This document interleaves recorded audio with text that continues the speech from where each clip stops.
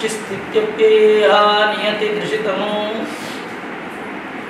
बन्धमोक्षाश्च यस्मात् अस्य श्री ब्रह्मरुद्र प्रभृति सुरनरद्वीष शत्रात्मकस्य विष्णोर्व्यस्ताः समस्ताः सकलगुणनिधिः सर्वदोषव्यपेतः पूर्णानन्दो व्ययो यो गुरुरपि परमश्चिन्तयेत् महान्तम् ओम जन्माद्यस्य यतोऽन्वयादितरतश्चार्थेष्वभिघ्नस्वराट् तेने ब्रह्महृदाय आदिकवये मुह्यन्ति यं सूरयः तेजो वारिमृदम् यथा विनिमयो यत्र त्रिसर्गो मृषा धाम्ना स्वेन सदा निरस्तकोकं सत्यं परं धीमहि बुद्धिर्बलं यशोधैर्यं निर्भयत्वमरोगता अजाड्यं वाक्पटुत्वं च हनुमत्स्मरणात् भवेत् भवति यदनुभावात् यडमुकोऽपि वाग्मी जडमतिरपि जन्तुर्जायते प्रज्ञमूलिः सकलवचनचेतो देवता भारती सा मम वचसि निधत्तां सन्निधिं मानसे च यं प्रव्रजन्तमनुपेतमपेतकृत्यं द्वैपायनो विरहकातराजुहाव पुत्रेति तन्मयतया तरवोऽपि नेदुः तं सर्वभूतहृदयं मुनिमानतोऽस्मि। नमोऽस्तु तात्विका देवाः विष्णुभक्तिपरायणाः धर्ममार्गे प्रेरयन्तु भवन्तः सर्व एव। तं वन्दे नरसिंहतीर्थनिलयं श्रीव्यासराट् पूजितं ध्यायन्तं मनसा नृसिंहचरणं श्रीपादराजं गुरुम् अर्थिकल्पितकल्पोऽयं प्रत्यर्थिगजकेसरी व्यासतीर्थगुरुर्भूयात् अस्मदिष्टार्थसिद्धये। तपो विद्या विरक्त्यादि सद्गुणोगाकरानहं वादिराजगुरुन् वन्दे हयग्रीवपदाश्रया। मूकोऽपि यत्प्रसादेन मुकुन्दशयनायते राजराजायते तो राघवेन्द्रं तमाश्रये। तपस्वाध्याय शुश्रूषा कृष्णपूजारतं मुनिं विश्वेशं इष्टदं वन्दे परिव्राट् चक्रवर्तिनम् आपादमूलपर्यन्तं गुरूणामाकृतिं स्मरेत् तेन विघ्नाः प्रणश्यन्ति सिद्ध्यन्ति च मनोरथाः। स्वस्तिस्तु सदा विशेषसन्मङ्गलानि भवन्तु। ಪ್ರಾತಸ್ಮರಣೀಯರಾದಂತಹ ಶ್ರೀ ಶ್ರೀಪಾದರಾಜರ ಆರಾಧನಾ ಮಹೋತ್ಸವ ಮಹಾನುಭಾವರ ಸ್ಮರಣೆಯನ್ನು ನಿತ್ಯದಲ್ಲಿ ಮಾಡಬೇಕು. ಭಗವಂತ ತನ್ನ ತಾಯಿಗೆ ಕಪಿಲನಾಮಕ ಪರಮಾತ್ಮ ಉಪದೇಶ ಮಾಡುವ ಸಂದರ್ಭದಲ್ಲಿ ಒಂದು ಮಾತು ಹೇಳ್ತಾನೆ, ಅಮ್ಮ ನನ್ನ ಅನುಗ್ರಹ ಆಗಬೇಕು ಅಂತಾದರೆ ಸಾಧನೆ ಮಾಡುವವ ಮುಖ್ಯವಾಗಿ ಮಾಡಬೇಕಾದ್ದು ಆತ್ಮವಿತ್ ಚರಣಾರ್ಚನಂ. ಭಗವಂತನನ್ನ ಬಲ್ಲವರು ಯಾರಿದ್ದಾರೆ ಅವರ ಪಾದದ ಪೂಜೆ, ಅವರ ಚರಣ ಕಮಲಗಳ ಸ್ಮರಣೆ ಅದನ್ನು ಮಾಡಬೇಕಂತ. ಹಾಗೆ ಭಗವಂತನನ್ನ ಬಲ್ಲವರಿಗೆ ಮಹಾತ್ಮರು ಅಂತ ಕರೀತಾ ಇದ್ದಾರೆ. ಅಂತಹ ಭಕ್ತಾಗ್ರಣಿಗಳು ಭಾಗವತೋತ್ತಮರು ಶ್ರೀ ಧ್ರುವ ಮಹಾರಾಜರೇ ಶ್ರೀಪಾದರಾಜರಾಗಿ ಅವತಾರ ಮಾಡಿದ ಮಹಾನುಭಾವರು. ಅವರ ಸ್ಮರಣೆ ನಮ್ಮ ಅನಂತ ಜನ್ಮಗಳ ಪಾಪವನ್ನು ಪರಿಹಾರ ಮಾಡಿ ಉದ್ಧಾರ ಮಾಡುವಂಥದ್ದು. ಅಂತಹ ಪುಣ್ಯಾತ್ಮರು ಈ ಭೂಮಿಯಲ್ಲಿ ಅವತಾರ ಮಾಡಿ ಆಚಾರ್ಯರ ಸತ್ಸಿದ್ಧಾಂತದ ಸೇವೆಯನ್ನು ಮಾಡಿ ತನ್ಮೂಲಕ ವೇದವ್ಯಾಸ ದೇವರ ಅನುಗ್ರಹಕ್ಕೆ ಪಾತ್ರರಾಗಿ ಅನೇಕ ಸಜ್ಜನರಿಗೆ ತತ್ವಜ್ಞಾನದ ಸಂದೇಶವನ್ನು ಕೊಟ್ಟು ವ್ಯಾಸರಾಜರೇ ಮೊದಲಾದ ಅನೇಕ ವಿದ್ವದ್ವರೆಣ್ಯರು ಜ್ಞಾನಿ ಶ್ರೇಷ್ಠರಿಗೆ ಗುರುಗಳಾಗಿ ಮೆರೆದು ಕನ್ನಡದಲ್ಲಿ ಅನೇಕ ಪದಪದ್ಯ ಸುಳಾದಿಗಳು. ಯದ್ಯಪಿ ನರಹರಿ ತೀರ್ಥರ ನಂತರದಲ್ಲಿ ಮತ್ತೊಮ್ಮೆ ತತ್ವಜ್ಞಾನ ಕನ್ನಡಿಯಲ್ಲಿ ಹರಿದಾಸ ಸಾಹಿತ್ಯವಾಗಿ ಹರಿದು ಬಂದದ್ದು ಶ್ರೀಪಾದರಾಜರಿಂದ. ಬಹಳ ಮಡಿವಂತ ಕಾಲ. ಸಂಸ್ಕೃತ ಬಿಟ್ಟು ಬೇರೆ ಭಾಷೆಯಲ್ಲಿ ಮಾತಾಡಿದರೆ ಮೈಲಿಗೆ ಎನ್ನುವ ಕಾಲದಲ್ಲಿ ಭಗವಂತನ ಅನುಗ್ರಹ ಸಂಪಾದನೆ ಮಾಡಲಿಕ್ಕೆ ಭಾಷೆ ಮುಖ್ಯ ಅಲ್ಲ, ಭಕ್ತಿಯ ಭಾವನೆ ಮುಖ್ಯ ಅಂತ ಭಕ್ತಿಗೆ ಒತ್ತು ಕೊಟ್ಟು ಪ್ರಾಕೃತ ಭಾಷೆಯಲ್ಲಿ ಅಪ್ರಾಕೃತನಾದ ಭಗವಂತನನ್ನ ಕೊಂಡಾಡಿದ ಕೀರ್ತಿ, ಹರಿದಾಸ ಶ್ರೇಷ್ಠರು ಅಂತ ಕರೆಸಿಕೊಂಡ ಕೀರ್ತಿ, ಅದು ಶ್ರೀಪಾದರಾಜರಿಗೆ ಸಲ್ಲಬೇಕಾಗಿರ್ತಕ್ಕಂಥದ್ದು. ಇಂತಹ ಶ್ರೀಪಾದರಾಜರಿಗೆ ಆಶ್ರಮ ಕೊಟ್ಟು ಅನುಗ್ರಹ ಮಾಡಿದ ಮಹಾನುಭಾವರು ಸ್ವರ್ಣವರ್ಣ ತೀರ್ಥರು ಅಂತ. ಅವರು ಒಮ್ಮೆ ಅಬ್ಬೂರ್ ಗ್ರಾಮಕ್ಕೆ ಹೊರಟಿದ್ರಂತೆ. ಅಲ್ಲಿ ಬ್ರಹ್ಮಣ್ಯ ತೀರ್ಥರನ್ನ, ಅಲ್ಲಿ ಪುರುಷೋತ್ತಮ ತೀರ್ಥರು ಅಂತ ಕಣ್ವ ನದಿಯ ತೀರದಲ್ಲಿ ಇದ್ದ ಮಹಾನುಭಾವರು, ಅವರನ್ನು ನೋಡಲಿಕ್ಕೆ ಹೊರಟಂತಹ ಸಂದರ್ಭ. ಅಷ್ಟೊತ್ತಿಗಾಗಲೇ ಪುರುಷೋತ್ತಮ ತೀರ್ಥರು ಶಿಷ್ಯ ಸ್ವೀಕಾರ ಮಾಡಿ ಆಗಿತ್ತು. ಅವರಿಗೆ ಬ್ರಹ್ಮಣ್ಯ ತೀರ್ಥರು ಅಂತ ಅಭಿಧಾನವನ್ನು ಕೊಟ್ಟಿದ್ದಾರೆ. ಮಹಾನುಭಾವರಾದ ಪುರುಷೋತ್ತಮ ತೀರ್ಥರ ನೋಡಿ ಹೋಗೋಣ ಅಂತ ಪದ್ಮನಾಭ ತೀರ್ಥರ ಪರಂಪರೆಯಲ್ಲಿಯೇ ಬಂದಂತಹ ಮತ್ತೊಬ್ಬ ಯತಿಶ್ರೇಷ್ಠರು ಸ್ವರ್ಣವರ್ಣ ತೀರ್ಥರು ಹೊರಟಿದ್ರು. ಆ ಹೊರಟ ಸಂದರ್ಭದಲ್ಲಿ ಎಷ್ಟು ಹೊತ್ತಾದರೂ ಊರು ಸಿಗುತ್ತಿಲ್ಲ. ಮೇನೆಯಲ್ಲಿ ಹೊರಟಿದ್ದಾರೆ ಮಹಾನುಭಾವರು ಸ್ವರ್ಣವರ್ಣ ತೀರ್ಥರು. ಅಲ್ಲೇ ಒಬ್ಬ ದನ ಕಾಯುವಂತಹ ವ್ಯಕ್ತಿಯನ್ನ ಕಂಡಿದ್ದಾರೆ. ಅವನನ್ನು ಕೇಳಿದ್ದಾರೆ, ಅಬ್ಬೂರು ಇನ್ನೆಷ್ಟು ದೂರ ಇದೆ ಅಂತ. ಆಗ ಆ ಸಣ್ಣ ಬಾಲಕ ಹೆಚ್ಚು ಮಾತಿಲ್ಲ, 3 ಮಾತು ಹೇಳಿದ್ನಂತೆ. ಅತ್ತ ನೋಡಿ, ಇತ್ತ ನೋಡಿ, ನನ್ನ ನೋಡಿ ಅಂತ.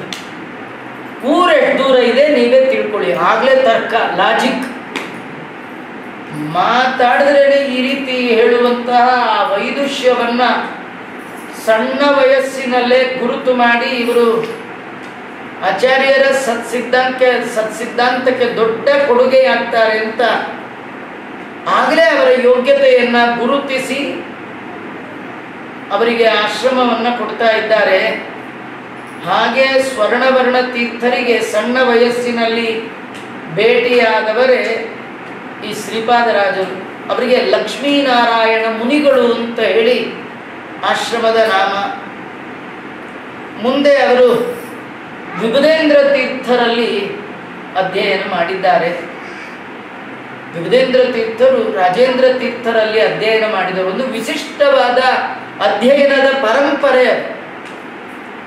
ನಾವೆಲ್ಲ ಸಾಮಾನ್ಯವಾಗಿ ಯಾವುದೇ ಒಂದು ಗ್ರಂಥ ಓದುವಾಗ ಒಮ್ಮೆ ಓದೋದೇ ಜೀವನದಲ್ಲಿ ದೊಡ್ಡ ಪ್ರೋಗ್ರಾಮ್.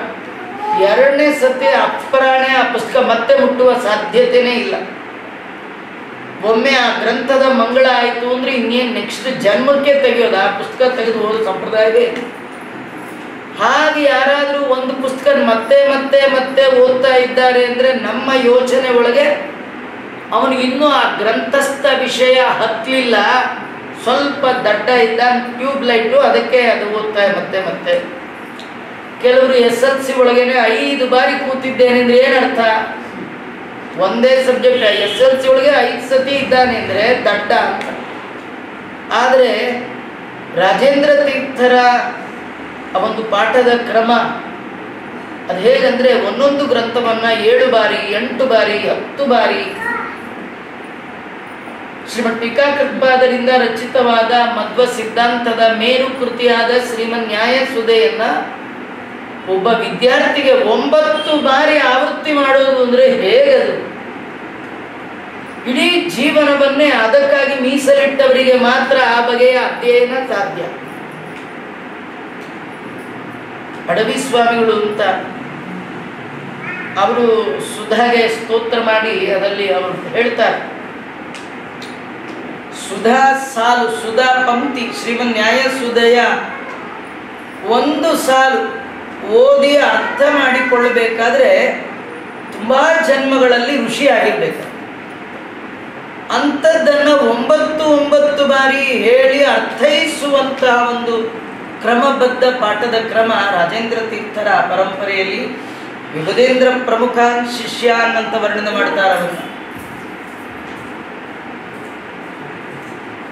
ವಿಭುಧೇಂದ್ರರೇ ಪ್ರಮುಖರಾದ ಶಿಷ್ಯರಿಗೆ ರಾಜೇಂದ್ರ ತೀರ್ಥರು ಆ ಕ್ರಮದಲ್ಲಿ ಟೀಕಾಕೃತ್ಪಾದರ ಗ್ರಂಥಗಳನ್ನು, ಆಚಾರ್ಯರ ಸರ್ವಮೂಲ ಗ್ರಂಥವನ್ನು ಉಪದೇಶ ಮಾಡಿ ಅನುಗ್ರಹ ಮಾಡಿದರು. ಆ ವಿಭುಧೇಂದ್ರ ತೀರ್ಥರು ಆ ಪರಂಪರೆಯ ಆ ಬಗೆಯ ವಿದ್ಯೆಯ ಪ್ರದಾನವನ್ನು ಶ್ರೀಪಾದರಾಜರಿಗೆ ಮಾಡಿದ್ದಾರೆ. ಶ್ರೀಪಾದರಾಜರು ವ್ಯಾಸರಾಜರಿಗೆ ಮಾಡಿದ್ದಾರೆ. ವ್ಯಾಸರಾಜರ ಮುಂದೆ 24 ಜನ ಯತಿಗಳು, ಅವರಲ್ಲಿ ವಿಜೇಂದ್ರ ಸ್ವಾಮಿಗಳು, ವಾದಿರಾಜ ಶ್ರೀಮಂಚರಣೆ ಮೊದಲಾದ ಕೇಶವಾದಿ 24 ನಾಮಗಳಿಂದ ಯುಕ್ತರಾಗಿರ್ತಕ್ಕಂಥ ಅಪರೋಕ್ಷ ಜ್ಞಾನಿಗಳಿಗೆ ತತ್ವಜ್ಞಾನದ ಊಟವನ್ನು ಬಡಿಸಿದ ಮಹಾನುಭಾವರು ವ್ಯಾಸರಾಜರು.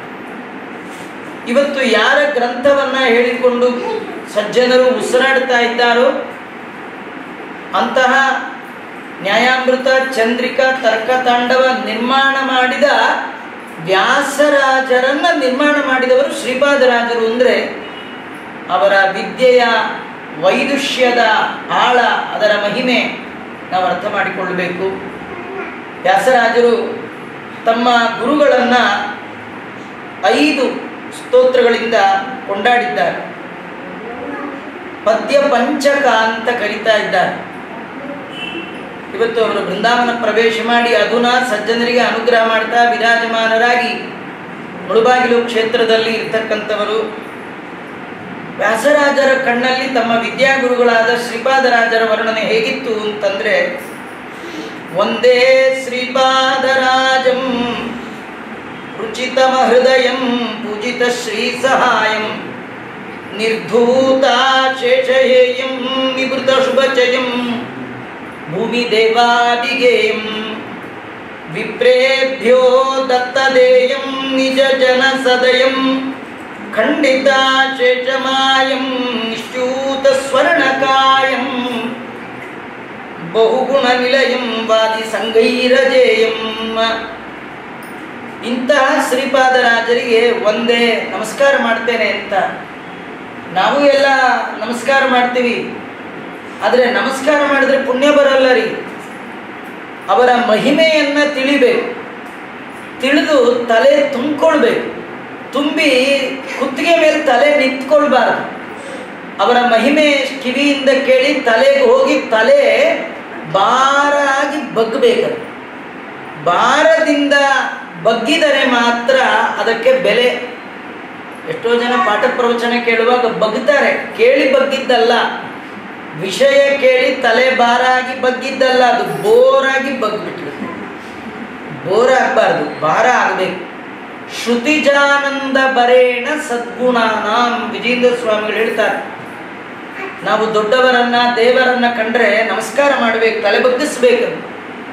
ಹೇಗೆ ಬಗ್ಗಿಸ್ಬೇಕು ಅದು ಅಭ್ಯಾಸ ಆಗಿರುತ್ತೆ. ಎಲ್ಲಿ ದೇವ್ರ ಫೋಟೋ ನೋಡಿದ್ರು, ಬೃಂದಾವನ ನೋಡಿದ್ರು, ಸುಮ್ಮನೆ ಅದು ಅಭ್ಯಾಸ ಆಗಿರುತ್ತೆ. ಹಿಂಗೆ ತಲೆ ಬಗ್ಗಿಸಿ ಪ್ರಯೋಜನ ಇಲ್ಲ.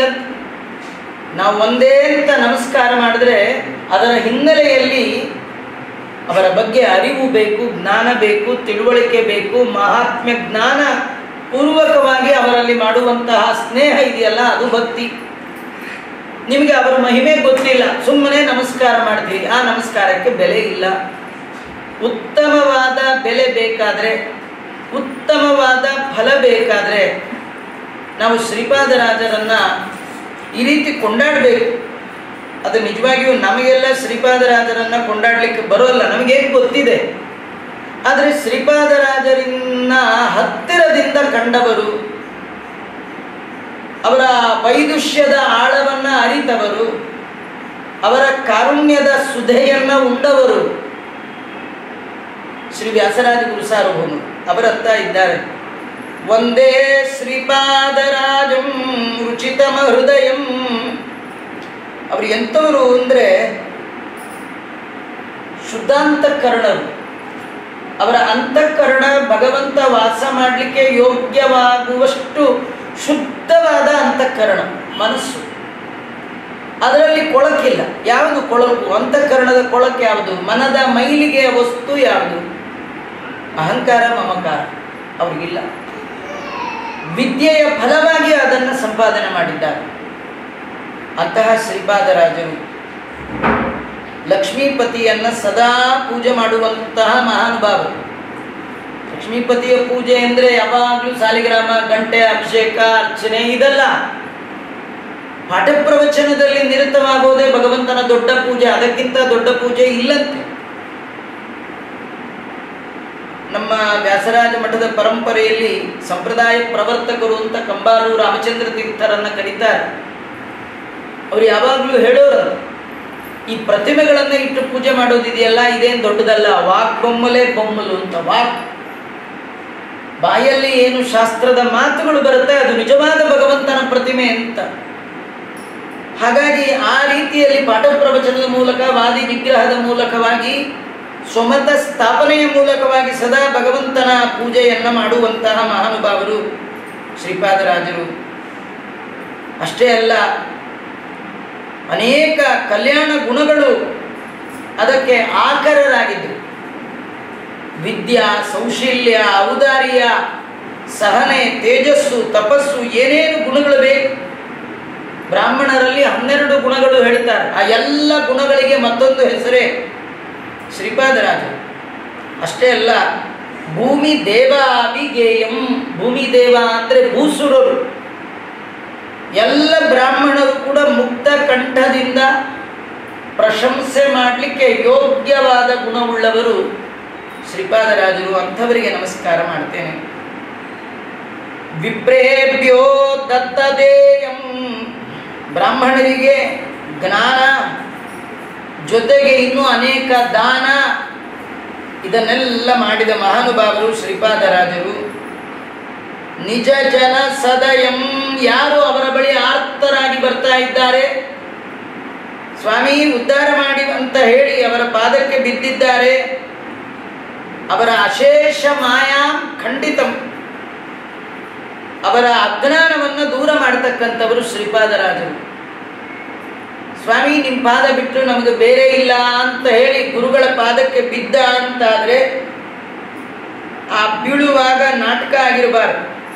ನಿಜವಾದ ಭಕ್ತಿ ಭಾವದಿಂದ ಅವರಿಗೆ ನಮಸ್ಕಾರ ಮಾಡಿದ ಅಂತಾದರೆ ಎಲ್ಲ ಮೋಹ ಭ್ರಾಂತಿಯನ್ನು ನಿವಾರಣೆ ಮಾಡ್ತಕ್ಕಂಥವರು, ಮಾಯೆಯನ್ನು ನಿವಾರಣೆ ಮಾಡ್ತಕ್ಕಂಥವರು. ಅಷ್ಟೇ ಅಲ್ಲ, ಮತ್ತೆಂಥವರು ಅಂದರೆ ನಿಷ್ಠೂತ ಸ್ವರ್ಣಕಾಯಂ. ಪುಟಕ್ಕಿಟ್ಟ ಚಿನ್ನ ಹೇಗೆ ಹೊಳಪಿರಬೇಕು ಅಂಥ ಹೊಳಪಿನ ಶರೀರ ಅಂತವರು. ಸೂರ್ಯನ ಕಿರಣಗಳು ಅವರ ದೇಹದ ಮೇಲೆ ಬಿದ್ದರೆ ಪ್ರತಿಫಲಿಸಬೇಕು ಅಂಥ ಅದ್ಭುತವಾದ ತೇಜಪುಂಜವಾದ ಶರೀರ ಅವರದು. ಬಹುಗುಣ ನಿಲಯಂ. ಅನೇಕ ಸದ್ಗುಣಗಳಿಗೆ ಆಧಾರಭೂತರಾಗಿದ್ದ ಮಹಾನುಭಾವರು ಶ್ರೀಪಾದರಾಜರು. ಮತ್ತೆಂಥವರು ವಾದಿ ಸಂಗೈರಜೇಯಂ. ಆ ಕಾಲದ ಎಲ್ಲ ವಾದಿಗಳು ಸೇರಿದರೂ ಕೂಡ ಯಾರನ್ನ ಗೆಲ್ಲಕ್ಕಾಗ್ತಿರ್ಲಿಲ್ಲ ಅಂದರೆ ಈ ಶ್ರೀಪಾದರಾಜರ. ಎಲ್ಲ ವಾದಿ ಸಮೂಹದಿಂದ ಅಜೇಯರಾದಂತಹ ಶ್ರೀಪಾದರಾಜಂ ಒಂದೇ. ಅಂತಹ ಶ್ರೀಪಾದರಾಜರಿಗೆ ನಮಸ್ಕಾರ ಮಾಡ್ತೇನೆ ಅಂತ. ಮತ್ತೆ ಅವರು ಎಂಥವರು ಅಂತ ಮತ್ತೆ ವರ್ಣನೆ ಮಾಡ್ತಾ, ಬಿಭ್ರಾಣ ಕ್ಷೌಮವಾಸ ಕರಧೃತ ವಲಯಂ ಹಾರ ಕೇಯೂರ ಕಾಂಚಿ ಗ್ರೈವೇಯ ಸ್ವರ್ಣಮಾಲಾ ಮಣಿಗಣ ಖಚಿತಾನೇಕ ಭೂಷಾ ಪ್ರಕರ್ಷಂ ಭುಂಜಾನಂ ಷಷ್ಟಿಶಾಖಂ ಹಯ ಗಜ ಶಿಬಿಕಾ ನರ್ಗ್ಯ ಶಯ್ಯಾರತಾಢ್ಯಂ ವಂದೇ ಶ್ರೀಪಾದರಾಜಂ ತ್ರಿಭುವನ ವಿದಿತಂ ಘೋರ ದಾರಿದ್ರ್ಯ ಶಾಂತ್ಯೈ. ಶ್ರೀಪಾದರಾಜರು ಬಿಭ್ರಾಣಂ ಕ್ಷೌಮವಾಸ, ಯಾವಾಗಲೂ ರೇಷ್ಮೆಯ ಪೀತಾಂಬರವನ್ನೇ ಉಡುವವರನ್ನು. ಶ್ರೀಪಾದರಾಜರು ಸಂಪತ್ತಿಗೆ ಮತ್ತೊಂದು ಹೆಸರು. ಅವರು ಧ್ರುವಕುಮಾರನಾಗಿ ತಪಸ್ಸು ಮಾಡುವ ಸಂದರ್ಭ ವರ ಕೊಡಬೇಕು ಅಂತ ದೇವರು ಹೊರಟನಂತೆ. ಲಕ್ಷ್ಮಿ ಹೇಳಿದ್ಲಂತೆ, ನೀವು ಹೋಗ್ತಾ ಇದ್ದೀರಿ ವರ ಕೊಡ್ಲಿಕ್ಕೆ, ತಪಸ್ ಮಾಡ್ತಿರೋದು ಪುಟ್ಟ ಮಗು, ಅದು ಏನು 5 ವರ್ಷದ ಮಗು ಏನು ಕೇಳುತ್ತೋ ಏನು ಬಿಡುತ್ತೋ, ನಾ ಕೇಳ್ದಷ್ಟು ಕೊಟ್ಟೆ ಅಂದ್ಬಿಟ್ಟು ನೀವು ಬಂದ್ಬಿಡ್ಬೇಡಿ, ಅದು ಕೇಳದಿದ್ರು ಕೂಡ ಅದಕ್ಕೆ ಸುಖ ಪ್ರಾರಬ್ಧದಂತೆ ಜನ್ಮಾಂತರಕ್ಕೆ ಸುಖ ಬರಬೇಕು, ಅಷ್ಟು ಅನುಗ್ರಹ ಮಾಡಬೇಕು ಅಂತ. ಯಾವಾಗಲೂ ಅಷ್ಟೇ ಜೀವರ ಬಗ್ಗೆ ಇಬ್ಬರು ಇನ್ಫ್ಲೂಯೆನ್ಸ್ ಮಾಡಬೇಕು. ನಮ್ಮ ಬಗ್ಗೆ ಇಬ್ಬರದು ಇನ್ಫ್ಲೂಯೆನ್ಸ್, ಒಂದು ಮುಖ್ಯ ಪ್ರಾಣದೇವರು, ಇನ್ನೊಂದು ಲಕ್ಷ್ಮಿ. ಲಕ್ಷ್ಮಿ ಮತ್ತು ಮುಖ್ಯ ಪ್ರಾಣದೇವರ ಇಬ್ಬರ ಶಿಫಾರಸಿಗೆ ಪಾತ್ರ ಆಗ್ಬಿಟ್ಟ ಅಂದರೆ ಅವನ ಸುಖಕ್ಕೆ ಏನು ಕಡಿಮೆ. ಶ್ರೀಪಾದರಾಜರಿಗೆ ಸುಖ ಪ್ರಾರಬ್ಧದಂತೆ. ಪ್ರಾರಬ್ಧ ಅಂದರೆ ನಮ್ಗೆ ಅರ್ಥ ಆಗಲ್ಲ. ಈ ನಮಗೆ ದುಃಖ ಕಷ್ಟ ಇವೆಲ್ಲ ಪ್ರಾರಬ್ಧ ಬಿಡೋದೇ ಇಲ್ಲಲ್ಲ, ಹಾಗೆ ಅವರಿಗೆ ಸುಖ ಪ್ರಾರಬ್ಧ. ಅವರು ಯಾವಾಗಲೂ ರೇಷ್ಮೆಯ ಪೀತಾಂಬರವನ್ನೇ ಹುಡ್ತಿದ್ರಂತೆ. ಸನ್ಯಾಸಿಗಳು ಕಾಷಾಯ ವಸ್ತ್ರ, ಆಡಂಬರದ ಜೀವನ ಇಲ್ಲ, ವೈಭವದ ಜೀವನ ಇಲ್ಲ, ಉತ್ತಮವಾದ ವಸ್ತ್ರಾದಿಗಳ ಧಾರಣೆ ಇಲ್ಲ. ಅದು ಕೆಲವರಿಗೆ ಮಾತ್ರ. ಅದ್ಯಾರು?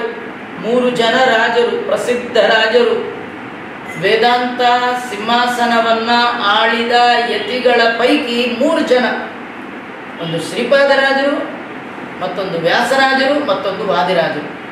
ಯದ್ಯಪಿ ಇವರು ಭಿಕ್ಷುಗಳು, ಸನ್ಯಾಸಿಗಳು, ತೀರ್ಥರು, ಆದರೆ ಭಗವಂತನ ಪರಮಾನುಗ್ರಹ ಸಂಪಾದನೆ ಮಾಡಿದ ಕಾರಣ ದೇವರು ಅವರಿಗೆ ಕೊಟ್ಟಂತಹ ಸುಖ ಹೇಗಿತ್ತು ಅಂದರೆ ಹೇಳ್ತಾರೆ, ಬಿಭ್ರಾಣಂ ಕ್ಷೌಮವಾಸ, ಯಾವಾಗಲೂ ಪೀತಾಂಬರವನ್ನು ಧಾರಣೆ ಮಾಡುವವರು. ಅಷ್ಟೇ ಅಲ್ಲ, ಕರಧೃತ ವಲಯಂ ಹಾರ ಕೇಯೂರ ಕಾಂಚಿ ಗ್ರೈವೇಯ ಸ್ವರ್ಣಮಾಲಾ ಮಣಿಗಣ ಖಚಿತ ಅನೇಕ ಭೂಷಾ ಪ್ರಕರ್ಷಂ.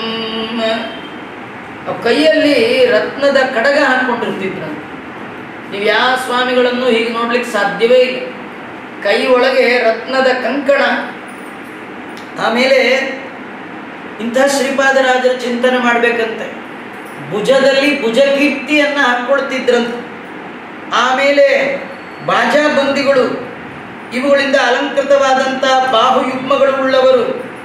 ಅವರ ಕುತ್ತಿಗೆಯಲ್ಲಿ ಸುವರ್ಣದಿಂದ ಖಚಿತವಾದ ಕಂಠೀಹಾರ, ಅನೇಕ ಆಭರಣಗಳು ಪ್ರತಿನಿತ್ಯ ಯಾವಾಗಲೂ ಧಾರಣೆ ಇರ್ತಿತ್ತು. ಪೂಜಾ ಕಾಲದಲ್ಲಿ ಶ್ರೀಪಾದರಾಜರೇ ದಾಸರು ವರ್ಣನೆ ಮಾಡ್ತಾ ಹೇಳ್ತಾರೆ, ಮುತ್ತಿನ ಕವಚ, ಮೇಲ್ಕುಲಾವಿ, ರತ್ನ ಕೆತ್ತಿದ ಕರ್ಣಕುಂಡಲ, ಕಸ್ತೂರಿ ಶ್ರೀಗಂಧ.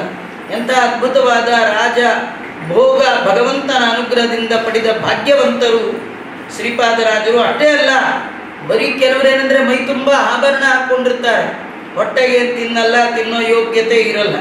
ಆದರೆ ಇವ್ರದ್ದು ಎಂಥದ್ದು ಅಂದರೆ ಗುಂಜಾನಂ ಷಷ್ಠಿಶಾಖಂ, ಪ್ರತಿನಿತ್ಯ 60 ಬಗೆಯ ಭಕ್ಷ್ಯವನ್ನು ಹಾಕ್ತಿತ್ತಂತೆ. 60 ಬಗೆ. ಅವನು ಅಡುಗೆ ಮಾಡೋನು ಇನ್ನಾಗಿರ್ತಾರೆ. ಬರೀ ಅನ್ನ ಸಾರು ಮಾಡ್ಲಿಕ್ಕೆ 7-11 ದಿನ ಮಾಡ್ತಾ ಕಡಿದೆ ಅಂತಾರೆ ಸ್ವಾಮಿಗಳ ಕಡೆಯವರು, ಬೇರೆ ಕಡೆಯವರಲ್ಲ, ಸ್ವಾಮಿಗಳ ಕಡೆಯವರು ಅಂತಿರ್ತಾರೆ. ಪಾಪ ಸಾಕಾಗಿದೆ, ನಮ್ಗೆ ರಜಾ ಇಲ್ಲ, ಅದು ಇಲ್ಲ, ಇದು ಇಲ್ಲ. ಹಾಗೆ ಶ್ರೀಪಾದರಾಜರು ಶಿಷ್ಯನು ಅಂದ, ಮಾಡಾಕೋರು ನೆಟ್ಟಿಗಿದ್ರೆ 60 ಅಂದ್ರೆ 70 ತಿನ್ಬೋದು ಅಂತೀನಿ.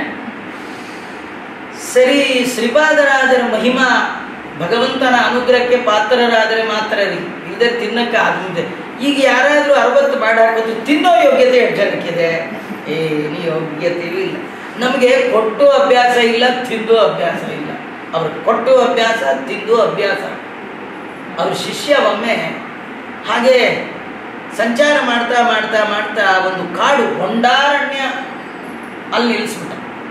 ಇವತ್ತು ಏನು ಮುಂದೆ ಹೋಗ್ಲಿಕ್ಕಿಲ್ಲ. ಇಲ್ಲ, ಶ್ರೀಪಾದರಾಜರು ಆಯಿತು, ಸಾಕು ನಿಲ್ಲಿ, ಇಲ್ಲೇ ಮಾಡೋಣ ಅನ್ಲಿಕ್ಕೆ ನೀ ಯಾರು? ನಿನ್ನೊಳಗೆ ನಿಂತು ಭಗವಂತ. ಆದರೆ ಇವತ್ತು ಭಗವಂತನ ಮಹಿಮಾ ಅಲ್ಲ. ಇವನಂತಾನೆ ನಾಳೆ ಅದ್ಯಾಗ 60 ಟೈಪ್ ಅಡುಗೆ ಮಾಡಿಸ್ತಾರೆ ನೋಡೇ ಬಿಡ್ತೀನಿ, ಕಡ್ಡಿಪಟ್ಟಣ ಕೂಡ ಸಿಗಲ್ಲ ಅಂಥ ಗೊಂಡಾರಣ್ಯ.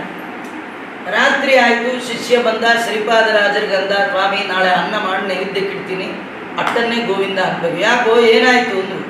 ಸ್ವಾಮಿ ಇಲ್ಲೇನು ಸಿಗೋದಿಲ್ಲ, ಇಲ್ಲೇನು ಅಡುಗೆ ಇಲ್ಲ. ಅಲ್ಲ, ನಾಳೆ ಯೋಚನೆ ನನಗೆ ಇಲ್ಲ, ನಿಂಗೆ ಯಾಕೆ ಅಂದರು. ನಮ್ಗೆ ಇವತ್ತಿಗಿಂತಲೂ ನಾಳೆದೇ ಯೋಚನೆ. ಊಟ ಮಾಡುವಾಗಲೇ ಸಾಯಂಕಾಲ ಏನು ಫಳಾರ ಮಾಡಬೇಕು, ಸಾಯಂಕಾಲ ಫಳಾರ ಮಾಡುವಾಗಲೇ ಬೆಳಗ್ಗೆ ಮಾಡುವಾಗಲೇ ಮತ್ತೆ ರಾತ್ರಿ. ತುಂಬ ಕೆಟ್ಟ ಮನಸ್ಸು ನಮಗೆ. ಒಳ್ಳೆ ಬುದ್ಧಿ ಅನ್ನೋದೇ ಇಲ್ಲ. ಶ್ರೀಪಾದರಾಜರಂದ್ರು ನಾಳೆಗೆ ದೇವರಿದ್ದ, ನೀ ಯಾಕೆ ಯೋಚನೆ ಮಾಡ್ತೀಯ, ಆಗಲಿ ನಾಳೆಗೆ ಬರಲಿ ಅಂತ ಗೊತ್ತಾಗುತ್ತೆ, ಈಗ ಗೊತ್ತಾಗಲ್ಲ ಅಂದ್ಕೊಂಡು ಅವ್ನು ಮಲಗದ, ಅವನದೇ ಮಹಿಮೆ ಅಂದ್ಕೊಂಡು ಮಲಗದ. ಅಷ್ಟೊತ್ತಿಗೆ ಒಬ್ಬ ಶೆಟ್ಟಿಗೆ ಸ್ವಪ್ನ, ಅವನು ಅನೇಕ ಪದಾರ್ಥಗಳನ್ನು ಹಾಕ್ಕೊಂಡು ತಿರುಪ್ತಿ ಕೊಡಬೇಕು ಅಂತ ಎತ್ತಿನ ಬಂಡಿಯಲ್ಲಿ ಹಾಕ್ಕೊಂಡು ಹೊರಟಿದ್ದ. ಆ ಹೊರಟ ಸಂದರ್ಭದಲ್ಲಿ ಅವನಿಗೆ ರಾತ್ರಿ ಸ್ವಪ್ನ, ನೀನು ನನ್ನ ತನಕ ಬಂದು ಹಾಕೋದು ಬೇಡ. ಇದು ಅವನಿಗೆ ಸ್ವಪ್ನ ಅಷ್ಟೇ ಅಲ್ಲ, ನಮ್ಮೆಲ್ಲರಿಗೆ ಇದೊಂದು ಸಂದೇಶ ಇದೆ. ತುಂಬ ಜನ ದೇವ್ರಿಗೆ ಹಾಕಬೇಕು ಅಂಥೇಳಿ ಎಲ್ಲೋ ಹುಂಡಿಗೆ ಹಾಕೋದು, ಇನ್ನೆಲ್ಲೋ ಹಾಕೋದು, ಇವೆಲ್ಲ ಏನು ಪ್ರಯೋಜನ ಇಲ್ಲ. ಎರಡು ರೀತಿ ಹುಂಡಿ ಇದೆಯಂತ. ಒಂದು ಹೊಟ್ಟೆ ಹುಂಡಿ, ಇನ್ನೊಂದು ಬಟ್ಟೆ ಹುಂಡಿ. ನೀವು ಬಟ್ಟೆ ಹುಂಡಿಗೆ ಹಾಕಿದ್ದು ಯಾರಿಗೋಗುತ್ತೋ ಎಲ್ಲೋಗುತ್ತೋ ಗೊತ್ತಿಲ್ಲ, ದೇವರಿಗೆ ಸೇರತ್ತೆ ಅನ್ನೋದು ಸರ್ವತ ಸುಳ್ಳು. ನಿಜವಾಗಿಯೂ ಎಲ್ಲಿ ಹಾಕಬೇಕಂದ್ರೆ, ಯಾವುದು ಹೊಟ್ಟೆ ಹುಂಡಿ ಇದೆ, ಯಾವುದು ಹಸಿದ ಹೊಟ್ಟೆ ಇದೆ, ಅದಕ್ಕೆ ಹಾಕುವ ಒಂದೊಂದು ಅಗಳು ಕೂಡ ಅದು ಭಗವಂತನಿಗೆ ತಲುಪುತ್ತದೆ. ಯಾರು ಯಾವುದಕ್ಕೆ ಯೋಗ್ಯರಿದ್ದಾರೆ, ಯಾರು ಯಾವುದನ್ನು ಕೇಳ್ತಾ ಇದ್ದಾರೆ, ಬೇಡ್ತಾ ಇದ್ದಾರೆ, ಅವರಿಗೆ ಕೊಡುವ ಶಕ್ತಿ ನಮಗಿದ್ರೆ ಭಗವಂತ ಇದು ನಿನಗೆ ತಲುಪಲಿ ಅಂತ ಕೊಟ್ಟರೆ ದೇವರ ದಯ ಆಗತ್ತೆ. ಅದು ನಿಜವಾದ ಔಷಧಿ. ಜನರು ಯಾರಿದ್ದಾರಲ್ಲ, ಜ್ಞಾನಿಗಳು ಯಾರಿದ್ದಾರಲ್ಲ, ಅವರಿಗೆ ಹಾಕುವಂಥದ್ದು. ಶಾಸ್ತ್ರ ಹೇಳುತ್ತೆ, ಏಕಂ ಸದ್ವಿಪ್ರ ಬಹುಧಾ ವದಂತಿ ತದನ್ನಂ ಮೇರುಣಾ ತುಲ್ಯಂ. ಜ್ಞಾನಿಗಳ ಬಾಯಲ್ಲಿ ಬೀಳುವ ಒಂದಗಳ ಅನ್ನ ಅದು ತುಂಬ ಎತ್ತರದ ಫಲವನ್ನು ಕೊಡ್ತಕ್ಕಂಥದ್ದು. ಆ ವೈಶ್ಯನಿಗೆ ಸ್ವಪ್ನ ಆಗ್ತಾ ಇದೆ, ನೀನು ತಿರುಪ್ತಿ ತನಕ ಬಂದು ನನಗೆ ಕೊಡೋದು ಬೇಡ, ನಿನಗೆ ಮಾರ್ಗ ಮಧ್ಯದಲ್ಲಿಯೇ ಒಬ್ಬ ಸನ್ಯಾಸಿಗಳು ಸಿಗ್ತಾರೆ, ನೀ ತಂದ ಪದಾರ್ಥ ಎಲ್ಲ ಅವ್ರಿಗೆ ಕೊಟ್ಟುಬಿಡು, ನನಗೆ ನೇರ ಕಳಿಸ್ತಾರೆ ಅವರು, ನನಗೆ ನೇರ ಬರುತ್ತೆ ಅಂತ ಅವನಿಗೆ ಸ್ವಪ್ನ. ಅವನು ನೇರ ಬರುವಾಗ ಶ್ರೀಪಾದರಾಜರನ್ನು ಕಂಡಿದ್ದಾನೆ.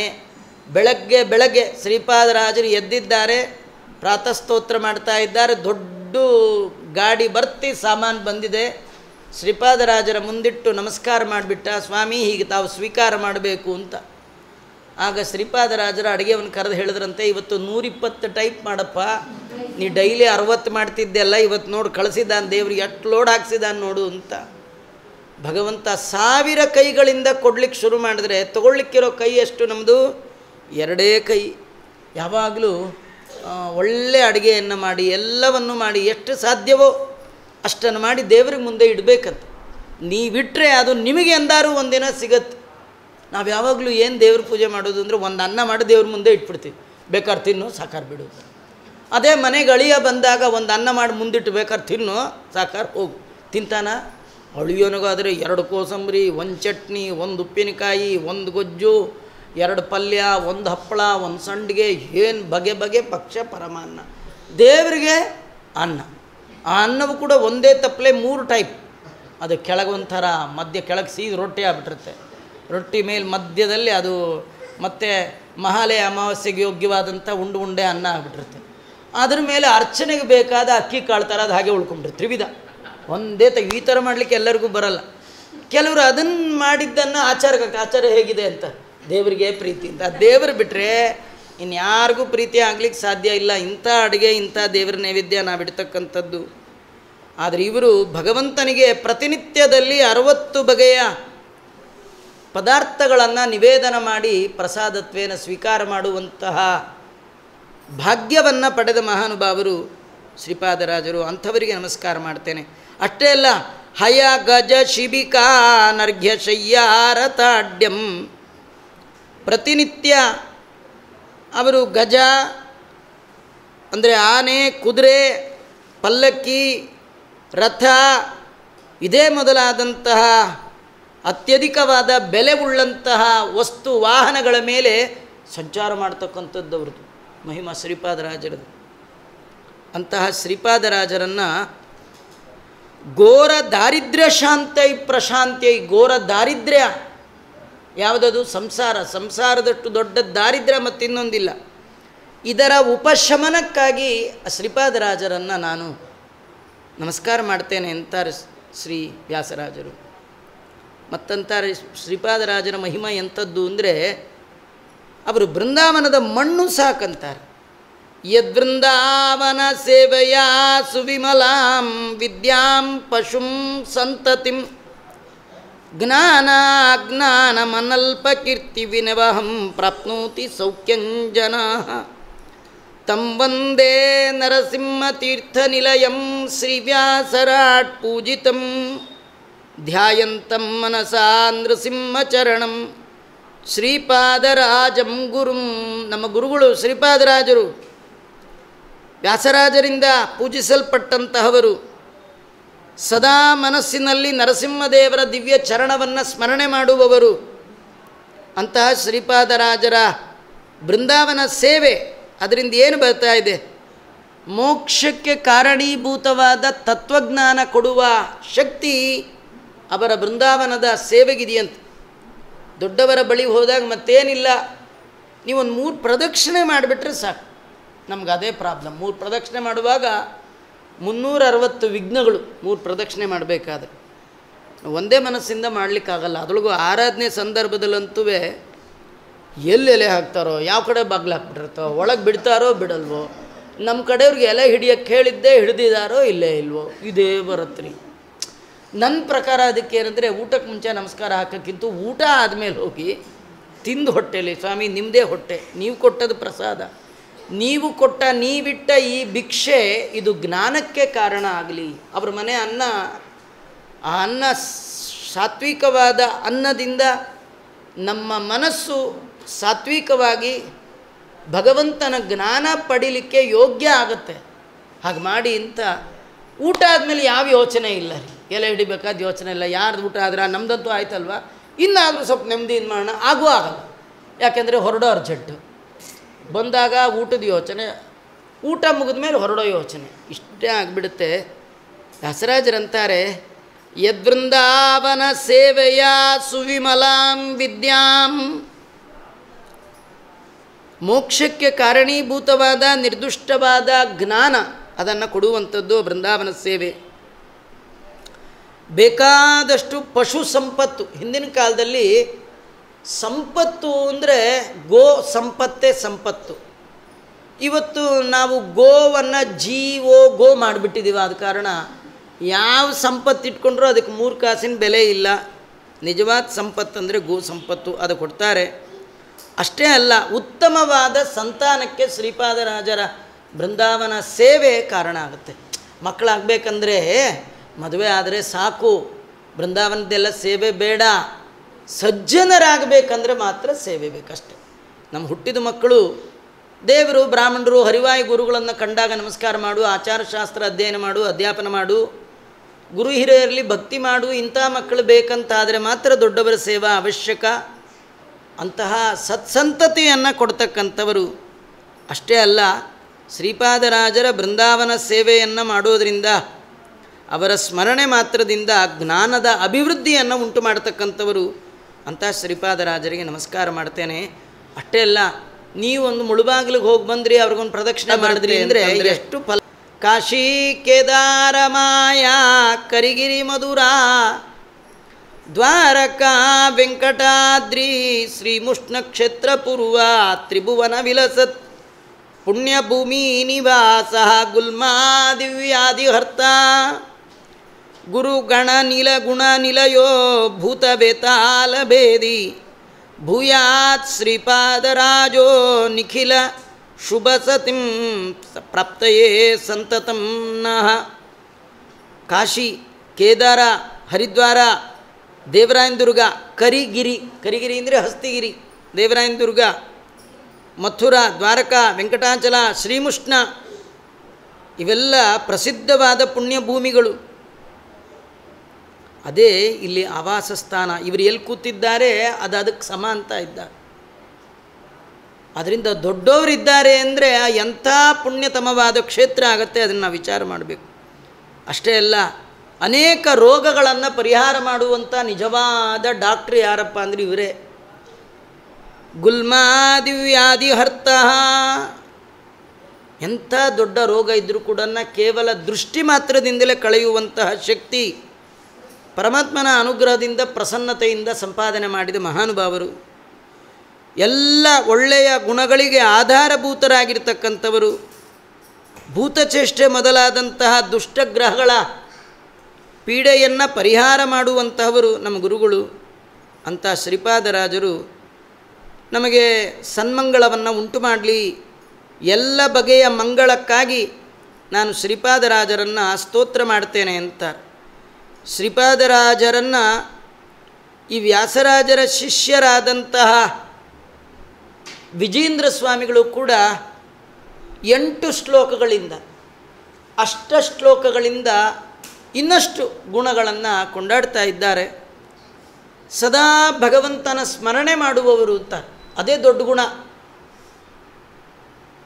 ಆಚಾರ್ಯರ ದೊಡ್ಡ ಗುಣ ಯಾವುದು ಅಂತ ತ್ರಿವಿಕ್ರಮ ಪಂಡಿತಾಚಾರ್ಯರು ಹೇಳ್ತಾ, ಶ್ರೀಮದ್ ವಿಷ್ಣುಂಗ್ರಿ ನಿಷ್ಠಾ ಅತಿಗುಣ ಗುರುತಮ. ಆ ಭಗವಂತನ ಪಾದಾರವಿಂದದಲ್ಲಿ ಅಚಲವಾದ ನಿಷ್ಠೆ, ಯಾವಾಗಲೂ ಆ ಭಗವಂತನ ಸ್ಮರಣೆ, ಇದು ದೊಡ್ಡ ಗುಣ. ರಾಘವೇಂದ್ರ ಸ್ವಾಮಿಗಳ ಗುಣವನ್ನು ವರ್ಣನೆ ಮಾಡುವಾಗ ಹರಿಪಾದ ಕಂಜ ನಿಷೇವಣ ಲಬ್ಧ ಸಮಸ್ತ, ಯಾವಾಗಲೂ ದೇವರ ಸ್ಮರಣೆ. ಹಾಗಾದರೆ ಯಾರು ಯಾವಾಗಲೂ ದೇವರ ಸ್ಮರಣೆ ಮಾಡ್ತಾರೆ, ಅದು ದೊಡ್ಡ ಗುಣ. ಅದು ಅಂತಹ ಗುಣಶಾಲಿಗಳಾಗಿರ್ತಕ್ಕಂಥ ಶ್ರೀಪಾದರಾಜರ ಗುಣವನ್ನು ಮತ್ತೆ ಮತ್ತೆ ಮತ್ತೆ ಕೊಂಡಾಡ್ತಾ ಇದ್ದಾರೆ. ಇಂತಹ ಶ್ರೀಪಾದರಾಜರು ವಾಗ್ವಜ್ರ ಅಂತ ಅತ್ಯದ್ಭುತವಾದ ದೊಡ್ಡ ಗ್ರಂಥ, ಶ್ರೀಮದ್ ಟೀಕಾಕೃತ್ಪಾದರ ಶ್ರೀಮನ್ ನ್ಯಾಯ ಸುಧೆಗೆ ಟಿಪ್ಪಣಿಯನ್ನು ರಚನೆ ಮಾಡಿದ ಮಹಾನುಭಾವರು ನಮ್ಮ ಶ್ರೀಪಾದರಾಜರು. ಇಂಥ ಉದ್ಗ್ರಂಥಗಳ ನಿರ್ಮಾತೃಗಳಾಗಿರ್ತಕ್ಕಂಥ ಶ್ರೀಪಾದರಾಜರು ಕನ್ನಡದಲ್ಲಿ ಅನೇಕ ಹರಿದಾಸ ಸಾಹಿತ್ಯವನ್ನು ರಚನೆ ಮಾಡಿಕೊಟ್ಟಿದ್ದಾರೆ. ಅದರಲ್ಲಿ ಎಲ್ಲರ ಬಾಯಲ್ಲಿ, ಎಲ್ಲರ ಮನೆಯಲ್ಲಿ ಪ್ರತಿನಿತ್ಯ ಪಾರಾಯಣ ಮಾಡುವಂಥದ್ದು, ವಾಯುಸ್ತುತಿಗೆ ಸಮಾನವಾಗಿರ್ತಕ್ಕಂಥದ್ದು ಮಧ್ವನಾಮ. ಆ ಮಧ್ವನಾಮದಲ್ಲಿ ಹನುಮ, ಭೀಮ, ಮಧ್ವರ ಚರಿತ್ರೆಯನ್ನು ತಿಳಿಸ್ಕೊಟ್ಟಿದ್ದಾರೆ ಶ್ರೀಪಾದರಾಜರು.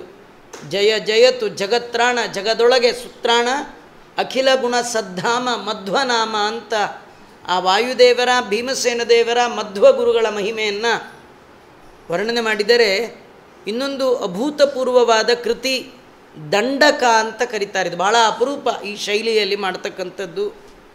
ಶ್ರೀಪಾದರಾಜರ ಆ ಕನ್ನಡದ ಭಾಷೆ, ಆ ಭಗವಂತನ ಜ್ಞಾನ, ಅದನ್ನೆಲ್ಲ ನಾವು ನೋಡಬೇಕು ಅಂತಾದರೆ ಅವರ ಲಕ್ಷ್ಮೀ ನರಸಿಂಹ ಪ್ರಾದುರ್ಭಾವ ದಂಡಕ ಅಂತ, ಅದನ್ನು ಓದೋದೇ ಕಷ್ಟ, ಹೇಳೋದು ಕಷ್ಟ, ನೆನಪಲ್ಲಿ ಇಟ್ಕೊಳ್ಳೋದು ಇನ್ನೂ ಕಷ್ಟ. ಅದನ್ನು ಮಾಡಿದ್ದಾರೆ. ಸುಮಾರು ಅನೇಕ ನುಡಿಗಳಿಂದ ಇರ್ತಕ್ಕಂಥದ್ದು, 420 ನುಡಿಗಳು ನರಸಿಂಹ ಪ್ರಾದುರ್ಭಾವ ದಂಡಕ ಅಂತ. ಅದರಲ್ಲಿ 1-2 ಸಾಲುಗಳನ್ನು ಮಾತ್ರ ಎಷ್ಟು ಅದ್ಭುತವಾಗಿ ರಚನೆ ಮಾಡಿದ್ದಾರೆ ಅಂದರೆ, ಪ್ರಹ್ಲಾದರಾಜರನ್ನು ಅವನ ತಂದೆ ಹಿರಣ್ಯಕಶ್ಯಪ ಅವನ್ನ ಕೈ ಹಿಡಿದು ಸಭೆಗೆ ಎಳ್ಕೊಂಡು ಬರ್ತಾನೆ. ನನಗಿಂತಲೂ ಇನ್ನೊಬ್ಬ ಜಗದೀಶ್ವರ ಇದ್ದಾನೆ ಅಂತ ಹೇಳ್ತೀಯ, ನೀನು ಮಂದಭಾಗ್ಯ, ನನ್ನ ನೋಡಿದಾಗೆಲ್ಲ ನಮಸ್ಕಾರ ಮಾಡ್ತೀಯ, ಆದರೆ ನನ್ನ ಮಾತು ಮಾತ್ರ ಕೇಳಲ್ಲ, ನೀನು ದುರ್ವಿನೀತ. ಈ ದುರ್ವಿನೀತ, ಇದೆಲ್ಲ ಮಂದಭಾಗ್ಯ, ಇದೆಲ್ಲ ಶಬ್ದಗಳು ಭಾಗವತದಲ್ಲಿದೆ.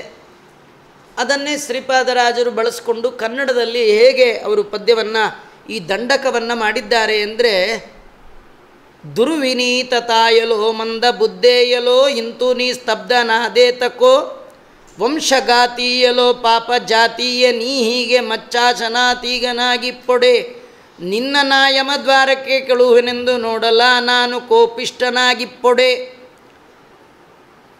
ಹಿರಣ್ಯಕಶ್ಯಪ ಮಗನಿಗೆ ಹೇಳ್ತಾನೆ, ನಾನು ಕೋಪಿಷ್ಟನಾಗಿಪ್ಪೊಡೆ, ನಾನು ಒಮ್ಮೆ ಸಿಟ್ಟು ಮಾಡಿಕೊಂಡೆ ಅಂತಾದರೆ ಅಂಜಿ 3 ಲೋಕಗಳು ನನ್ನ ಕೋಪಕ್ಕೆ ಅಂಜುತ್ತಾರೆ. ಯಾರು? 3 ಲೋಕ, ಬರೀ ಲೋಕ ಅಲ್ಲ, ಲೋಕಪಾ ಅಂದರೆ ಪಾಂತೀತಿ, ಲೋಕಪಾಲಕರು, ಅದರದ್ದು ನೀಕ ಅಂದರೆ ಗುಂಪು, ಲೋಕಪಾನೀಕಗಳು ಅಂದರೆ 3 ಲೋಕಗಳು, ಲೋಕಪಾನೀಕಗಳು ಕಂಪ ಕಾಣುತ್ತೆ. ಕಂಪ ಅಂದರೆ ಶೇಕ್. ನಾನು ಕೋಪ ಮಾಡಿಕೊಂಡ್ರೆ 3 ಲೋಕಪಾಲಕರು ತಡ ನಡುಗುತ್ತಾರೆ. ಇಂಥ ಅಂದರೆ ಈ ರೀತಿಯಾಗಿರುವ ಬಲಿಷ್ಠನಾದ ನನ್ನನ್ನು ಅಂತಹ ನನ್ನನ್ನು ನೀನು ಸಂಪದ್ಬಲ, ಯಾರ ಬಲವನ್ನು ಸಂಪಾದನೆ ಮಾಡಿಕೊಂಡು ನನ್ನ ಎದುರಿಗೆ ನಿಂತು ಮಾತಾಡ್ತಿದೆಯಾ ಅಂತ ಕೇಳ್ತಾನೆ. ಸಂಪದ್ಬಲ ಶ್ರೀಯನಾಶ್ರಯಿಸದೆ ಬಿಟ್ಟರಿನ್ನಾವನಲ್ಲಿ ನೀಂಬಲಶ್ರೀನ ಸಹಿಸುವೆಯೋ ಎಲ ಏಕೆ ಮಚ್ಚಾಸತೀಗನಾಗುವಿಯೋ. ಯಾಕಪ್ಪ ನನ್ನ ಮಾತು ಯಾಕೋ ಕೇಳಲ್ಲ. ಅವ ಮತ್ತೆ ಅಂತಾನೆ, ಕಂದ ಪೇಳೆಂದರೆ ಹೇ ಕುಸೆ ಹೇಳು ಅಂದರೆ ತಂದೆಗ ಕಂದ ಸಂಭಾಷಿಸಂ, ತಂದೆಗೆ ಆ ಕಂದ ಪ್ರಹ್ಲಾದ ಸಂಭಾಷಿಸಂ, ಅವನು ಮಾತಾಡ್ತಾ ಹೇಳ್ತಾ ಇದ್ದಾನೆ, ತಂದೆ ಕೇಳಯ್ಯ ಏನು ಬ್ರಹ್ಮಾದಿ ಆಸ್ತಂಭ ಪರ್ಯಂತವಂ ಜಂಗಮಸ್ತಾವರಾತ್ಮ ಪ್ರಪಂಚೋಚ್ಚ ನೀಚ ಪ್ರಜಾನೀಕ ಯಾವತ್ತದಾವಾತನಾದೀನದ, ಆದೀನದಲ್ಲಿಪ್ಪದೋ ಆತನೇ ಎನಗೆ ಎನಗೆ ನಿನ್ನಗೆ ಇನ್ನು ಮಿಕ್ಕಾದ ಚೈತನ್ಯಕ್ಕೆಲ್ಲ ಬಲಶ್ರೀಯುತಾನಾದನೆ ಕಾದನೆ ಕಾಲರೂಪೀಶ್ವರೋ. ಭಾಗವತದಲ್ಲಿ ಏನೆಲ್ಲ ಶಬ್ದಗಳಿದೆ ಅದು ಒಂದೂ ಬಿಟ್ಟಿಲ್ಲ, ಆ ಶಬ್ದಗಳನ್ನು ಹಾಗೆ ತಗೊಂಡಿದ್ದಾರೆ. ಕಾಲರೂಪೀಶ್ವರೋ ಗುರುಕ್ರಮಾಕಾರ ನೆಂಬಾತನೇ ಆತನೇ ಆತನೇ ತೇಜವೋಜಸ್ಸಹ ಸತ್ವಸಂಪದ್ಬಲ ಶ್ರೀ ಇಂದ್ರಿಯಾತ್ಮ ಸ್ವಯಂ ಶಕ್ತಿಯಿಂದಲ್ ಜಗತ್ ಸರ್ವಂ ಪುಟ್ಟಿಸುವಂ ಸದಾ ಪುಷ್ಟಿಗೈ. ಇವನೇ ಜಗತ್ತಿನ ಸೃಷ್ಟಿ ಸ್ಥಿತಿ ನಿಯಮಗಳನ್ನು ಮಾಡ್ತಕ್ಕಂಥವನೇ ಆ ಭಗವಂತ ಅಂತ ಹೇಳ್ತಾ ನಮ್ಮಲ್ಲಿ ಬಲಾಧಿಕಗಳುಂಟೆ. ಪ್ರಹ್ಲಾದರಾಜರ ಅಪ್ಪನಿಗೆ ಕೇಳ್ತಾರೆ, ನಮ್ಮಲ್ಲಿ ಬಲಾದಿಗಳು ಉಂಟೆಂಬ ನಿನ್ನ ಆಸುರಿ ಭಾವ ಇನ್ನಾದರೂ ನೀ ಬಿಡೋ.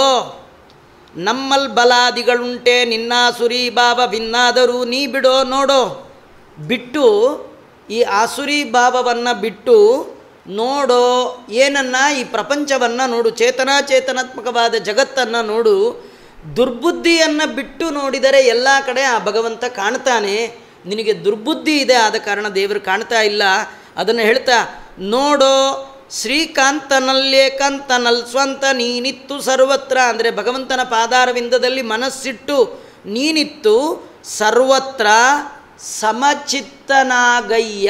ಸಮ ಅಂದರೆ ಮಾಂದ್ರಲಕ್ಷ್ಮಿ, ಅವನಿಂದ ಸಹಿತನಾದ ಭಗವಂತ ಎಲ್ಲ ಕಡೆ ಇದ್ದಾನೆ ಅನ್ನೋದು ತಂದುಕೊಂಡ್ರೆ ಚಿತ್ತನಾಗಯ್ಯ. ಯಾರಿಗೆ ಹೇಳ್ತಾ ಇದ್ದಾರೆ ಪ್ರಹ್ಲಾದ ರಾಜರು ಅಂದರೆ ಎನ್ನಯ್ಯನೇ, ನಮ್ಮಪ್ಪನೇ ಅಂತ, ಎನ್ನಯ್ಯನೇ ನಿನ್ನಗೆ ಆಮೇಲೆ ವಿದ್ವೇಷ ಮಾಡುವವರು ಆರಿಲ್ಲವೋ. ನಿನಗೆ ದ್ವೇಷ ಮಾಡೋರು ಯಾರಿಲ್ಲ, ಎಲ್ಲ ಕಡೆ ದೇವರಿದ್ದಾನೆ ಅನ್ನೋದು ಗೊತ್ತಾದ ಮೇಲೆ ನೀ ಯಾರ ಜೊತೆ ಯುದ್ಧ ಮಾಡ್ತೀಯ, ಅದೆಲ್ಲ ಹೋಗಿಬಿಡುತ್ತೆ. ಆದ್ದರಿಂದ ನೀನು ಸುಮ್ಮನೆ ಊರೆಲ್ಲ ಗೆದ್ದಿದ್ದೀನಿ ಅಂತ್ಯ. ಆದರೆ ತನ್ನಲ್ಲಿಪ್ಪ ಕಾಮಾದಿ ಷಡ್ವರ್ಗಗಳು ಬಾಮಹಾವೈರಿಗಳು ಕಳ್ಳರೆಂತರಲು ದೇಹವೆಂಬೋ. ಇವರೆಲ್ಲ ಕಳ್ಳರು ಯಾರು, ಕಾಮಕ್ರೋಧ. ಅವರು ಎಲ್ಲಿದ್ದಾರೆ ಅಂದರೆ ದೇಹವೆಂಬೋ ಮಹಾರಾಜಧಾನಿ ವೃತಾಹಾನಿ ಮಾಡುವರು. ಈ ದೇಹವನ್ನೇ ಹಾಳು ಮಾಡಿಬಿಡ್ತಾರೆ ಕಾಮಾದಿಗಳು. ನಾವು ಸರ್ವಂ ಕೆಲ್ವರೀ ಪ್ರಹ್ಲಾದರಾಜರು ಹೇಳ್ತಾರೆ, ಕೆಲ್ವರೀ ದಿಕ್ಕುಗಳು ಸರ್ವವಂ ಗೆದ್ದೆವೆಂತೆಂದು ಹಿಗ್ಗುವರಂತಸ್ಯ. ಅಂಥವರು ಅಂದಂತನಸ್ಸಿನಲ್ಲಿಪ್ಪ ಕಾಮಾದಿ ಷಡ್ವರ್ಗೆ ಗೆದ್ದಾತಗೆ ಜ್ಞಾನ ಸಂಪೂತಗೆ. ಯಾರು ಕಾಮಾದಿ ಷಡ್ವರ್ಗಗಳನ್ನು ಗೆದ್ದಿದ್ದಾನೆ, ಜ್ಞಾನದಿಂದ ಪೂತನಾಗಿದ್ದಾನೆ, ಪವಿತ್ರನಾಗಿದ್ದಾನೆ, ಅವನು ಸಾಧು ಸಂಭೂತ ಸರ್ವ ಸಮಂಚೇತಗಾಗ್ತನ್ನೋಹ ಸಂಜಾತವೆಂತೆಪ್ಪುದೋ. ಹೀಗೆಲ್ಲ ಭಗವಂತನಿಗೆ ಉಪದೇಶ ಮಾಡ್ತಾ ಇದ್ದಾನೆ. ಅದನ್ನು ಕೇಳಿ ಭಾರೀ ಸಿಟ್ಟು ಬಂತು. ಅದಕ್ಕೆ ಹೇಳ್ತಾ ಇದ್ದಾನೆ, ಬೇಕಾದ ದಿಕ್ಕ ನೀನಿಪ್ಪೊಡೆ ಬೇಡಿಕೋ ಮೂರ್ಖನೇ ಎಂದು ಕ್ರೋಧಾಗ್ನಿಯಿಂದ ದುರ್ಪಿ ಅಂದರೆ ಹೇಳಿ ಜೋರಾಗಿ ಸಿಟ್ಟು ಮಾಡ್ಕೊಂಡು ಹೇಳಿ. ಆ ಹೇಳುವಾಗ ಹೇಗೆ ಹೇಳಿದ ಅಂದರೆ ದುರ್ಭಾಷೆಯಲ್ ಅಂದರೆ ಆಡಬಾರದು ಮಾತು, ಅವಾಚ್ಯ ಮಾತುಗಳನ್ನು ಆಡ್ತಾ ದುರ್ಭಾಷೆಯಲ್ ತನ್ನ ಪುತ್ರನ್ನ ತನ್ನ ಮಗನನ್ನೇ ತಾನು ದೂರುತ್ತಾ ಅವನ ಮೇಲೆ ಕಂಪ್ಲೇಂಟ್ ಹೇಳ್ತಾ ಏನಂತ, ನಮ್ಮ ವಂಶ ಎಂಥದ್ದು, ಇವನೊಬ್ಬ ಹುಟ್ಟುಬಿಟ್ಟಿದ್ದಾನೆ ಅಂತ ಬೈತಾ, ಜೊತೆಗೆ ಹಾರುತ್ತಾ ಸಿಂಹಾಸನದ ಒಂದೇ ಜಂಪ್ ಹೊಡೆದು ಬಂದ. ಹೇಗೆ ಬಂದ, ಕೈಯಲ್ಲಿ ಖಡ್ಗವಂ ಒಂದು ಕೈಯಲ್ಲಿ ಖಡ್ಗ ಒಂದು ಕೈಯಲ್ಲಿ ಗುರಾಣಿ ಹಿಡ್ಕೊಂಡು ಸ್ವಯಂ ಮುಷ್ಟಿಯಿಂದಲ್ ಪೆಟ್ಟತ್ತನು ಆಭಿಕರದ್ವಾನ ಸಂಭಿನ್ನ ದುಷ್ಟಾಸುರಿ ಗರ್ಭ ಸಂಭ್ರಮವು. ಮುಷ್ಟಿಯಿಂದ ಒಂದು ಜೋರು ಗುದ್ದದ, ಕಾಲಲ್ಲಿ ಒದ್ದ, ಕೈಯಲ್ಲಿ ಗಟ್ಟಿ ಖಡ್ಗ ಹಿಡಿದಿದ್ದ, ಕಾಲಲ್ಲಿ ಒದ್ದ. ಜೋರು ಶಬ್ದ ಬಂದರೆ ಏನಾಯಿತು ಅಂತಂದರೆ ಹೇಳ್ತಾ ಇದ್ದಾರೆ, ದುಷ್ಟ ಆಸುರಿ ಗರ್ಭ ಅಂದರೆ ದೈತ್ಯರ ಹೆಂಡಂದಿರ ಹೊಟ್ಟೆ ಒಳಗಿದ್ದಂಥ ಗರ್ಭ ಸಂಭ್ರಂಭವಂ ಗರ್ಭಸ್ರಾವ ಆಯ್ತಂತೆ. ಅಂತಹ ಶಬ್ದ ಶುಭದಂಬೋದವೀತಿ ಸಮಾರಂಭಿತೋ ಜೃಂಭವೋ ವೈಷ್ಣವೋತ್ಯುಷ್ಟ ವಿಜೃಂಭವಂ ಶಾತಕುಂಭೋಲ್ಲಸದ್ರತ್ನ ಚಿತ್ರಪ್ರಗಾವಂ ತತ್ಸಭಾ ಸಂಬದಳ್ ಆಗಲೇ ಬೇಗಲೇ ಫಳ್ಫಳಾರಾವ ಉದ್ಭೂತವಾಗೆದ್ದು ಬ್ರಹ್ಮಾಂಡವೆಲ್ಲ ಪರಿಸ್ಫೋಟವಂ ಮಾಡುತ್ತೆಂತೊಪ್ಪ. ಜೋರ್ ಶಬ್ದ ಆದರೆ ಬ್ರಹ್ಮಾದಿಗಳು ತಮ್ಮ ಧಾಮಕ್ಕೆ ವ್ಯಾಘಾತ ಅಂದರೆ ಪ್ರಳಯ, ಎಲ್ಲಿ ಮಹಾಪ್ರಳಯ ಬಂತೋ ಅಂಥೇಳಿ ಇದೇನೆಂದು ಭ್ರಾಂತ ಚೇತಸ್ಕರಾಗಿ ಇಪ್ಪರಂತೆ. ಅಂದರೆ ಅವರಿಗೆ ಇಲ್ಲೂ ಶ್ರೀಪಾದರಾಜರು ಒಂಚೂರು ಶಾಸ್ತ್ರ ಬಿಡೋಲ್ಲ, ಅವರಿಗೆ ಭಯ ಬಂದವರಂತೆ ನಟಿಸಿದರು ಅಂತ ತಿಳಿಸ್ತಾ ಇದ್ದಾರೆ. ಯಾಕೆಂದರೆ ಅವರಿಗೆ ಅಜ್ಞಾನ ಇಲ್ಲ. ಯಾರಿಗೆ? ಪ್ರಳಯ ಕಾಲೇಪಿ ಪ್ರತಿಭಾತ ಪರಾವರ, ಅಜ್ಞಾನ ಬ್ರಹ್ಮದೇವರಿಗಿಲ್ಲ. ಈ ಶಬ್ದ ನೋಡಿ ಪ್ರಳಯ ಬಂತು ತಪ್ಪು ತಿಳ್ಕೊಳ್ತಾರ, ಹಾಗೆ ವರ್ತನೆ ಮಾಡಿದ್ದಾರೆ ಅಂಥೇಳಿ ವರ್ಣನೆ ಮಾಡ್ತಾ ಇದ್ದಾರೆ. ಈ ರೀತಿ ಶ್ರೀಪಾದರಾಜರು ಈ ಒಂದು ನರಸಿಂಹದೇವರ ಪ್ರಾದುರ್ಭಾವ ದಂಡಕ ಅಂತ ರಚನೆ ಮಾಡಿರ್ತಕ್ಕಂಥದ್ದು. ಅದರಲ್ಲಿ ಹೇಳ್ತಾರೆ, ಈ ಕಥಾ ದಂಡಕೋದ್ದಂಡವಂ ನಿತ್ಯ ಕೊಂಡಾಡ್, ನಿತ್ಯ ಅಂತಾರೆ, ಒಂದಿನ ಹೇಳೋದೇ ಕಟ್ಟ. ಈ ಕಥಾ ದಂಡಕೋದ್ದಂಡವಂ ನಿತ್ಯ ಕೊಂಡಾಡುತ್ತಾ ಪೇಳುತ್ತಾ ಕೇಳುತ್ತಾ ಭಕ್ತಿ ಕೂಡಿದ್ದ ತತ್ಸಾಧು ಸಂತಾನಕ್ಕೆ ಪಾಪಗಳು ಲೋಪಗಳು ಮಾಡುತ್ತಾ ತಪ್ಪುಗಳು ಸಹಿಸುತ್ತಾ ಐಹಿಕ ಮುಷ್ಮಿಕಾನಂದ ಇಷ್ಟಾರ್ಥಗಳು ಶ್ರೀ ನೃಸಿಂಹಾತ್ಮನಾಗಿದ್ದು ನೀವೆಯೋ ಸ್ವಾಮಿಯೋ ತತ್ತಲ್ಪ ಶೈಲೇಂದ್ರ ಸದ್ದಾಮಿಯೇ ರಂಗವಿಠಲ ಸನ್ನಾಮಿಯೇ ಶ್ರೀ ರಮಾಕಾಮಿಯೇ ಪ್ರೇಮಿಯೇ ತ್ವ ನಮಸ್ತೆ ನಮಸ್ತೆ ನಮಃ. 540 ನುಡಿಗಳಲ್ಲಿ ಇಂಥ ದಂಡಕ ಮಾಡಿದ್ದಾರೆ ಶ್ರೀಪಾದರಾಜರು. ನಮ್ಗೆ ಅವರು ವೃಂದಾವನ ದೊಡ್ಡದು ಅಂತ ಅಂದ್ಕೊಳ್ತೇವೆ, ಅವ್ರ ಬಾಯಲ್ಲಿ ಬಂದರೆ ಭಗವಂತನ ಗುಣಗಾನ ಎಷ್ಟು ದೊಡ್ಡದು ಅಂತ ಇದರಿಂದ ಗೊತ್ತಾಗಬೇಕು. 564 ದೊಡ್ಡ ದೊಡ್ಡ ನುಡಿಗಳು. ಒಂದು ನುಡಿ ಅಂದರೆ ಸುಮಾರು 16-17 ಸಾಲು ಅಂಥ ದಂಡಕ. ದಂಡಕ ಅಂದರೆ ಎಲ್ಲಿ ಪುಲಿ ಸ್ಟಾಪ್ ಗಿಲಿ ಸ್ಟಾಪ್ ಇಲ್ಲ, ಕಾಮ ಏನಿಲ್ಲ, ಇರೋ ಮನಸ್ಸಿನ ಕಾಮಗಳು ಹೋಗಬೇಕು. ಹಾಗೆ ಆ ದಂಡಕವನ್ನು ಮಾಡಿರ್ತಕ್ಕಂಥವ್ರು ಶ್ರೀಪಾದರಾಜರು. ಇನ್ನೂ ಅನೇಕ ಪದಪದ್ಯ ಸುಳಾದಿಗಳು, ಭ್ರಮರಗೀತೆ ಏನು ಭಾಗವತದಲ್ಲಿ ಬಂದಿದೆ, ಆ ಭ್ರಮರಗೀತೆಯನ್ನು ಕನ್ನಡದಲ್ಲಿ ರಚನೆ ಮಾಡಿಕೊಟ್ಟಿದ್ದಾರೆ. ಹೀಗೆ ಅನೇಕ ಕೃತಿರತ್ನವನ್ನು ಜಗತ್ತಿಗೆ ಕೊಟ್ಟ ಮಹಾನುಭಾವರ ಆರಾಧನಾ ದಿನ. ಅವರನ್ನು ಯಥಾಶಕ್ತಿ ಯಥಾಮತಿ ಸ್ಮರಣೆ ಮಾಡಿ ಅವರ ಅನುಗ್ರಹಕ್ಕೆ ನಾವೆಲ್ಲ ಪಾತ್ರರಾಗೋಣ ಅಂತ ಹೇಳ್ತಾ, ತಮ್ಮಂದೇ ನರಸಿಂಹತೀರ್ಥ ನಿಲಯಂ ಶ್ರೀವ್ಯಾಸರಾಟ್ ಪೂಜಿತಂ ಧ್ಯಾಯಂತಂ ಮನಸಾ ನೃಸಿಂಹಚರಣಂ ಶ್ರೀಪಾದರಾಜಂ ಗುರುಂ ಶ್ರೀಪಾದರಾಜಗುರು ಅಂತರ್ಗತ ಭಾರತೀಯ ರಮಣ ಮುಖ್ಯ ಪ್ರಾಣ ಅಂತರ್ಗತ ರಂಗವಿಠಲ ಗೋಪೀನಾಥ ಪ್ರಿಯತಾಂ ಸ್ಪ್ರೀತೋ ಭವತು. ಕೃಷ್ಣಾರ್ಪಣಮಸ್ತು.